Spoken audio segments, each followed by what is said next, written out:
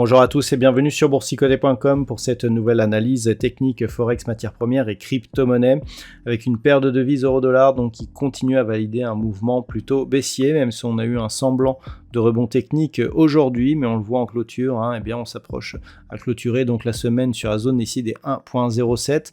Donc on est toujours clairement ici sur une dynamique baissière, comme depuis maintenant quelques semaines. Nous avons une alternance de contact ici entre la bolle inférieure et la moyenne mobile 20 exponentielle qui agit comme résistance. Eh bien on s'approche de l'objectif donc qui était lié à la rupture de cette zone des 1.0780 qui se situe à 1.0670, et je rappelle qu'une éventuelle rupture de ce niveau nous enverrait un signal très négatif sur une tendance moyen terme, puisqu'il s'agit ici du point bas qui avait été marqué au début de cette année 2023. Sur la paire de devises livre sterling contre dollar américain, nous sommes là aussi dans une poursuite de mouvement baissier. L'objectif se situe ici sur la zone des 1.24, mais c'est bien cette zone de point bas ici qui pourrait faire office de retournement. Alors ce point bas qui avait été marqué là aussi au mois de mai de cette année, bien se situe sur un niveau proche des 1.23.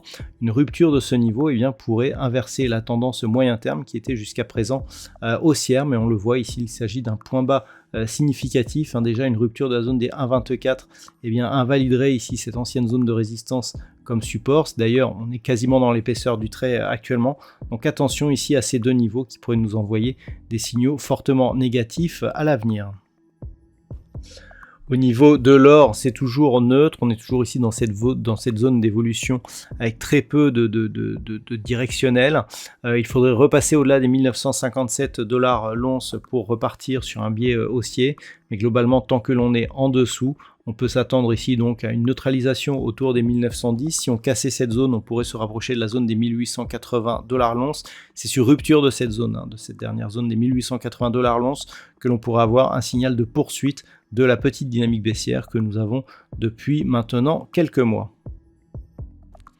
Au niveau du pétrole, nous sommes toujours dans une configuration assez dynamique. La cassure ici de la zone des 84 $ le baril a donné lieu à une accélération.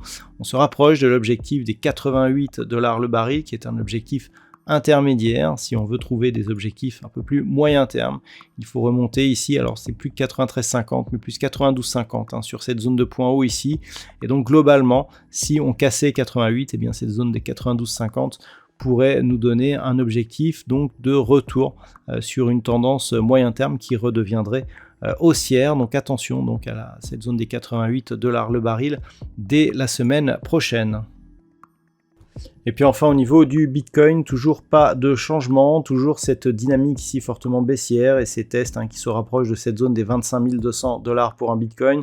On le voit bien sur cette vue en daily, les rebonds techniques ici viennent s'échouer sur la moyenne mobile 20 exponentielle. On a cette zone qui agit, on est quasiment dans l'épaisseur du trait sur les points bas. Donc je le rappelle, cette zone des 25 200 qui était la zone de résistance d'une précédente zone de range que l'on voit bien ici en hebdomadaire. Donc précédente zone ici de support, cassé ici, on était revenu sur les 20 000. Et puis cette zone des 25 200 ici avait été résistance majeure avec une zone de support ici à 15 800 $ pour un Bitcoin.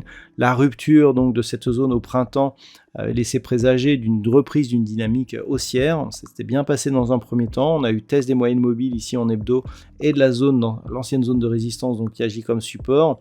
Et puis on a eu du mal à franchir de nouveau plus haut.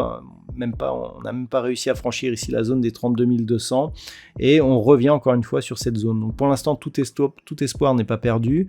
Tant que cette zone est support, on est plutôt sur une dynamique haussière, même si on a quand même eu un contact ici bolle inférieure sur cette unité de temps hebdomadaire. Mais il faudrait vraiment confirmer par une cassure des 32 200 pour valider la possible poursuite de ce mouvement. À l'inverse, une rupture là ici donc de cette zone des 25 200 invaliderait la poursuite et donc nous remettrait dans un biais assez neutre, voire même baissier d'un point de vue long terme. Voilà donc ce que l'on peut dire sur l'analyse technique de ces principaux actifs de marché. Je vous souhaite de passer une très bonne soirée et un bon week-end. On se retrouve dès lundi prochain pour d'autres analyses techniques, toujours sur le site boursicoté.com.